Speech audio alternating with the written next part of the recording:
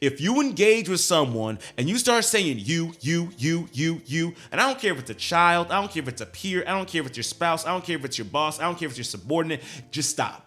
Just stop. I statements are ways to express how situations affect us emotionally and then also make requests on how to interact with the person in a way where both people win.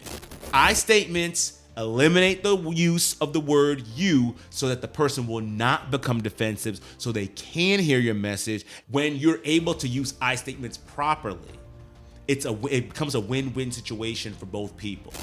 Greetings, everybody. Welcome back to the FCS Prep Podcast, where I am your host, Dr. Keith Fairclough, and today we are talking about I statements. I know I've sprinkled it in a couple of places. One of my last classic videos, I think the last classic video was actually about I statements, but that was about a year ago, somewhere around there. So I've been thinking about it. Obviously, not too much was changed with I statements, but just the way it's being conceptualized, at least in this video, is going to change slightly. Not much, really just kind of dumbing it down, making it a lot simpler for us to remember and a lot easier for us to put into application and practice. But of course, before we go any further, make sure you like, comment, subscribe, hit the notification bell. Listen, you want to make sure you're aware and alerted when these videos drop so you can get the information and start applying it to your life now, because the sooner you can, the better chance at things changing, the sooner things will change, and the sooner the world will change. Remember, improving the world by improving you, and this podcast is about real change right now. All right, so without further ado, let's hop into it. I statements. What are I statements? If you've been to therapy, if you've been to maybe some communication courses or whatever, you will know that I statements are ways to express how situations affect us emotionally and then also make requests on how to interact with the person in a way where both people win. All right. Ultimately, what it really does is it makes the person be able to listen so they don't become defensive. I statements help in a conversation make the other person not become defensive, because when someone becomes defensive, they stop listening. They stop being empathetic. They stop trying to hear you and understand you. They don't try to validate you. When they become defensive, the whole nature of defense is protection. When someone becomes defensive, they protect themselves. And to protect themselves, they have to block out whatever message you're trying to send and be completely and totally aware of what kind of attacks you're sending their way. And what happens, what makes people defensive almost instantaneously, is when you start saying the word you.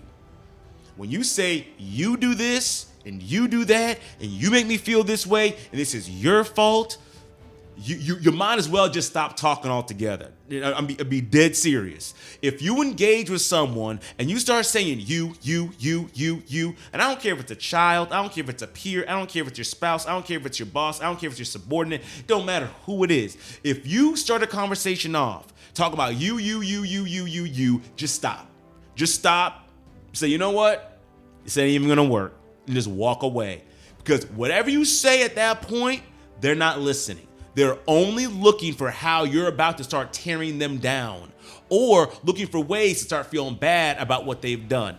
In either case, whatever message you thought you were going to get across is now gone, lost. There is zero chance. I'm going to say it one more time. Zero chance of whatever message you had getting through. I statements eliminate the use of the word you so that the person will not become defensive so they can hear your message and they can respond in kind, right? So they can respond in a way where both people count, where both people matter. They can empathize, they can validate, they can hear, they can understand, they can give you that unconditional love. They can give you that unconditional positive regard. Right. And I'm going to start throwing unconditional positive regard in there, because sometimes unconditional love, people only associate that with like romantic relationships or some like deep relationships. But the premise is that I'm going to accept you, hear you, understand you, validate you. I don't necessarily agree with you, but I'm going to do all those things. But we don't have to necessarily be in love, because, just how people have define the word. Love is a lot of times is tied to like romance and things like that. So from this point forward, I'm going to just say unconditional love and unconditional positive regard, but they mean the exact same thing. All right. So when you're able to use I statements properly, it becomes a win-win situation for both people, right? Because when you're able to express how a situation made you feel, right, and you're able to connect the situation to the feeling, and then you're able to make a request and see what happens is when you make your request. I'm going to go into this I'm going to break it all down in more detail, but I'm just giving you a general overview. But when you're able to make a request, the request is, I want you to do X so that I can give you what you want, right? Usually in the last part, that's where you can use the you, because then you're responding to the other person, right? And you're saying, hey, I want to give you what you want. But listen, let me not get ahead of myself, right? Okay, I statements. Let's start out. The template is when situation, I'm going to put the template down below as well in the description. So when situation, I feel, right?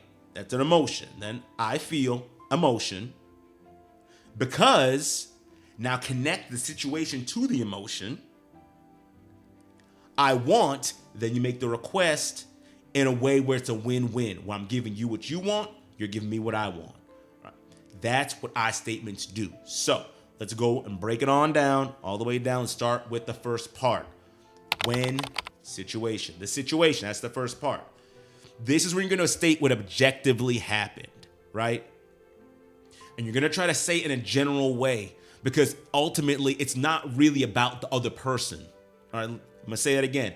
You want to state it in a general way, because whatever happened is not about the other person. So I'm going to give you a perfect example. So for me, I'm going to use myself as an example in something that just really dear to me. I don't like when people yell at me. It just doesn't sit well with me, and you'll find out why as we go through this. Or if you listen to some of my other podcasts as well, I went over it in there as well. But in any case, for this example, so when someone yells at me, or when I'm yelled at, right? So now I'm stating the situation, right? So maybe the situation is the person was yelling at me for whatever reason, right? And so now I'm talking to them, trying to explain something to them. When I'm yelled at, not when you yell at me, as if it's okay for other people to yell at me, or it's okay for other people to treat me bad or do some other type of activity. No. When I'm yelled at, period. See how that's objective? It has nothing to do with the other person. I didn't use the word you. I'm saying just when that happens. Right? And so that's what it means to state the situation. You state the situation because no one wants to be disrespected. No one wants to be rejected. No one wants to be hurt. So it's not about the other person. And you'll realize that, because it doesn't necessarily have to be that person that's yelling at you to get you upset. It could be anybody that's yelling at you that will get you upset. I should say me, right? But whatever your situation is, it could be anybody doing that situation. So that's why it's so important not to make it about the other person. That's why you don't say you. It's when I'm yelled at, when this situation, when it takes place, all right? So that's why you want to say that in a generality, because in real facts, in the truth and in real time, it's not about that person. It's about what happened. So that's a situation. The second thing is, I feel blank, right? I feel an emotion. I think it's really important for us to articulate what that emotion is. All right. And there are a wide range of emotions, but I would say it's good to make sure we're familiar with at least, I don't want to say basic emotions, right? Because there's so many. I don't want to say basic. These are just the ones I came up with, right? Sad, mad, happy, hurt, scared. 5, what I would consider basic emotions that we all have a pretty good understanding of. What I'd recommend is with these emotions, I recommend going and looking at what kind of physical state that puts you in, right? And because sadness, for example, maybe you're crying, maybe your shoulders are slumped. Angry, maybe your heart rate's pumping. I know for me that's what happens. And, maybe your fists are clenching, or you're grinding your teeth, or whatever. Maybe happy, maybe you're bubbling and jumping up and down. Maybe you talk faster. Maybe I don't know, whatever else comes with happiness, right? So long story short, each emotion comes with some type of physical attribute with it, right? Some type of physical state associated with it. And that's kind of how you can recognize exactly what that emotion is, because at this step, you want to be able to articulate exactly how you feel. This is not a time for guessing games. This is not a time to try to let the other person, guess, okay, what am I feeling? This is not a time to say I'm feeling some kind of way. What does that even mean? I'm feeling some kind of way.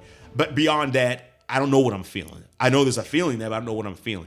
Take time to learn at least these 5 what I consider basic emotions, right? Because from these 5 can be a lot of other emotions that spawn off from them. But I think these 5, we generally kind of can put emotions in that. Now, if you're super high level, you're super articulate, you're super in tune with yourself, and you could, use, other emotional words, by all means. But just make sure that whatever you use, other people are going to understand it as well. Everybody understands mad, sad, happy, scared, hurt. Everybody tends to understand that. If you're a child, you can understand that. So for that part, for this step, when you're listing your emotion, you're saying, I feel, right? Make sure you're very clear about what you feel. Okay.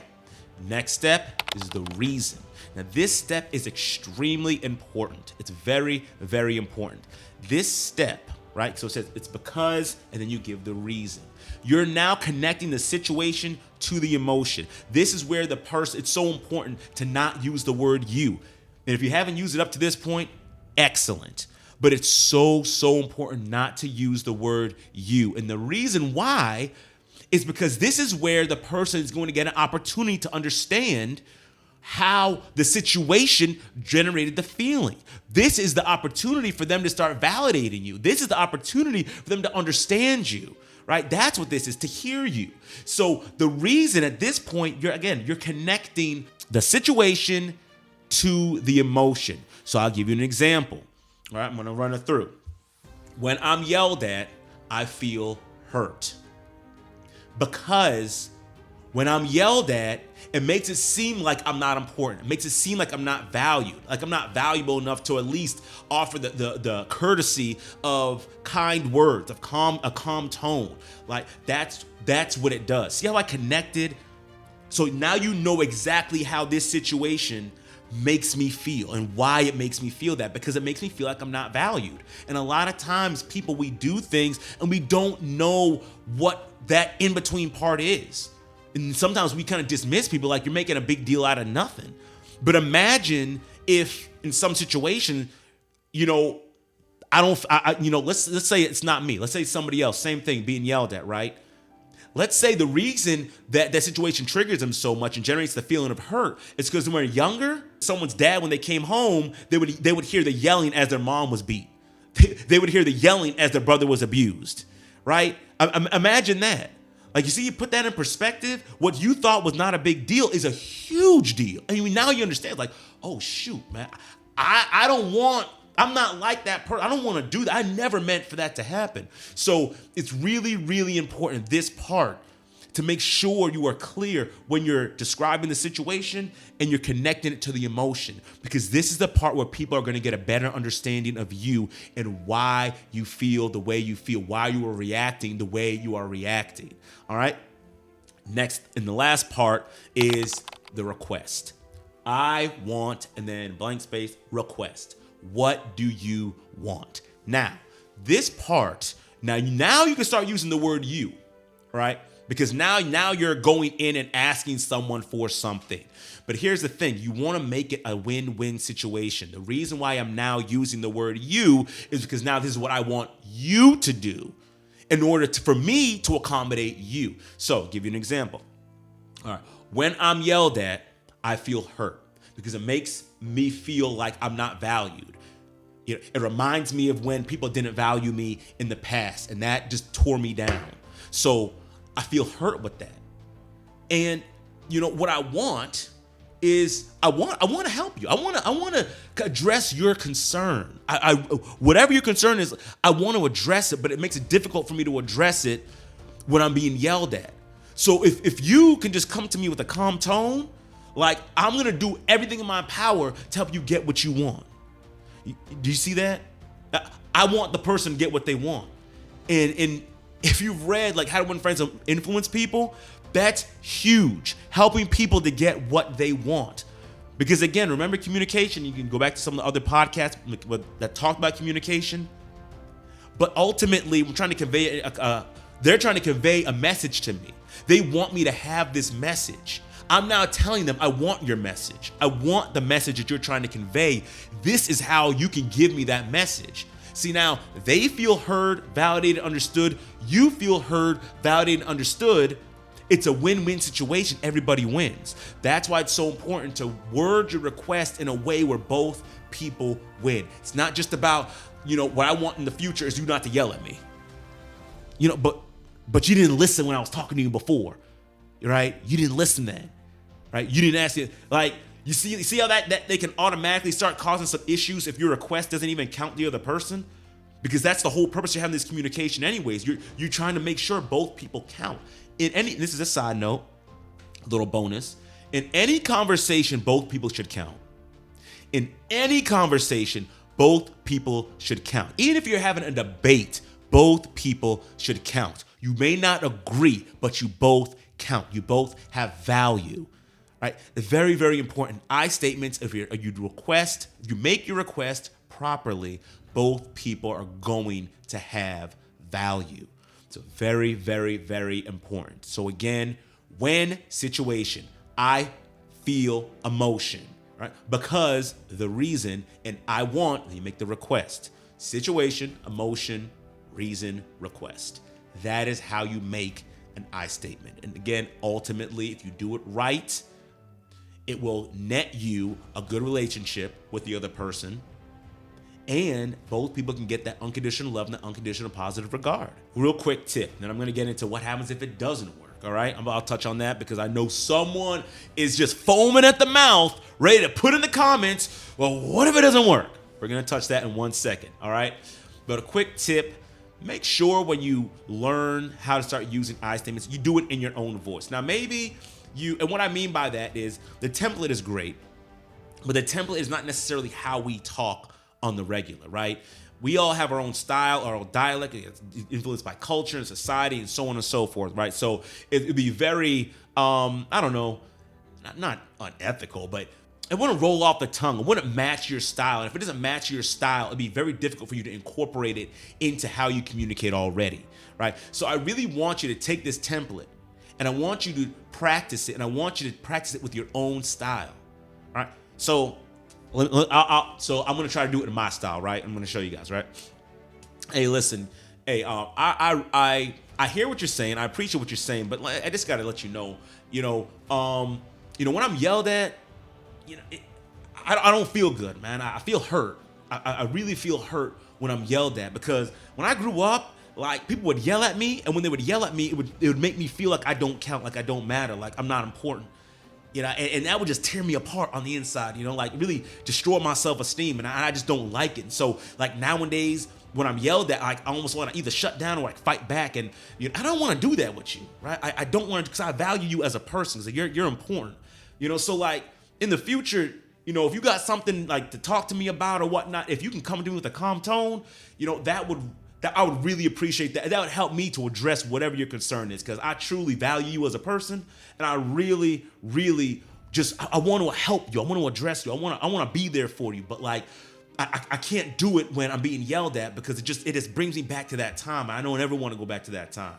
You see, I did that. I'm out. Like, there was the same template, but I threw my own style, my own flair, my own thing on it, right? We all got our own style, own flair, our own thing. So I want you to take that, practice it over and over again, and embody it into your communication style, or incorporate it into your communication style. So when it comes off and it just rolls off the tongue, we know it's you, not you reading out of a text, not you saying, hold on 1 second. When situation, I feel you don't want to do that. It's very robotic, and it's just not how we talk, right? So this is going to require you some practice, maybe in the mirror, maybe thinking about the things that bother you, maybe the main things that trigger you or whatnot, and running through scenarios and explaining it. Because guess what? The reason for me is not going to change. The feeling for me is not going to change, right? The situation's not going to change. That's just me. That's my individuality. It's not going to change. So the more I practice it, then the easier it's going to roll off the tongue and just be able to come out naturally. So really encourage you to practice using this template. Now, let me address what happens if you practiced it, if you talked about it, if you made sure the other person counted, if you articulated your emotions, you generalized in the situation, you connected the reason to the emotion, you did all that, and the person says, listen, I'm not changing. This is just what I do. This is just who I am. I'm not changing. All right. You're a blankety blank, blank, blank. I'm going to keep doing what I'm doing. You know, you are useless. You are whatever. Let's just say the person does that.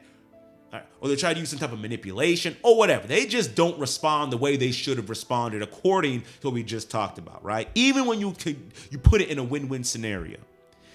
This is the point when you really, if you haven't already, this is what we need to start setting up strong boundaries. Very, very, very important for you to now set up strong boundaries. Because if you have this person who's willing to violate you, who doesn't care about you, they don't want to understand you, hear you, or even try to validate you at all. They don't want to do that, right? Then you need to start setting up boundaries. Because if a person does not care about you, then you need to start blocking them off, right? You got to start. I don't know what that was, but but you got to start blocking them off, right? You got to start being like, hey, listen, this is not a person that's so broken that I can't really engage with, right? That's the point you got to start getting to, And I'll be honest, it might be some of your close, intimate relationships, but it's gonna be what it's gonna be. You can't afford to let someone tear you down and treat you bad and trigger you and not even care, not even try to change. You can't allow that type of abuse to take place, because verbal and emotional abuse happens far more than physical abuse, because it goes under the radar. There are no marks that we can see. There are no wounds we could see, but we all know that emotional abuse and verbal abuse scars us way deeper than any type of physical abuse. Now, I'm not advocating for physical abuse. You guys all know that. But we all know those emotional scars and those verbal scars that we get from other people, psychological scars, they run deep. So in order to avoid that, we need to make sure we're setting up strong boundaries. And if it comes down to like, hey, listen, you can't be around me anymore because you don't respect me. You don't listen to me. You don't validate me. You don't try to understand me. So you can't be around me. If we need to do business, let's do it over text. If we need to do business, we'll email each other. But we're not going out. We're not hanging out. You're not being in my presence, because guess what? I'm not going to be treated that way, because I am valuable. I am lovable. I am a victor. I am worthy. And I don't deserve to be treated that way. And I will not be treated that way. We need to set those boundaries up. And if they still want to violate, then maybe it's just time to kick that person out your life altogether, right? If they're not willing to change, if they're not willing to listen to you, then they don't necessarily need to be there. Because for any relationship to work, we got to be able to communicate. We got to be able to love one another, respect one another. At the very least, even if you say, you don't got to love each other. At the very least, respect one another. That's just bare bones minimum. Respect one another. Like, hey, I don't gel with you like that, but we got to work together. So let's work together. Let's do what we got to do, and then we go home. That's it. Yeah, you can still be having a functional, work functionally together like that, but you can't let people just violate you. You just can't let that happen, right? That's a big part of self-love, is making sure we set up those boundaries and let people know, like, hey, this is what is acceptable, this is what's not acceptable. And I don't care how close they are to you. No one should be allowed to hurt you and violate you in that way. So that's it, guys. Those are I statements. Again, this is like an upgraded version from the video I made before, but if you want to, you can go check out that video as well. It still has some good content in it. But guys, start using it. Start practicing I statements. You're going to be so surprised at how well received you will be when you start using these I statements, when you stop using the word you in these conversations. I'm telling you, the moment you use the word you do this, you do that, you made me feel this way, and when you start doing that, it's game over. I'm telling you, just stop. You've already lost. Like, it's like be disqualified. You're already out. Just stop. The moment you start using the word you, just stop. Try to come back and address it later. Maybe cooler heads prevail or whatever. But the moment you start doing that, the person becomes defensive. But if you start using these I statements, if you start talking about your experience you start generalizing, right? You share your emotions. You connect the reason to the emotion. You make your request. You make it in such a way where it's a win-win situation. I'm telling you, you're gonna see a massive difference in your communication style. You're gonna see a massive difference in how people relate to you. You're gonna see a massive difference of just so many spheres. You're gonna see a massive, massive difference because communication is key and it's something we do with everybody.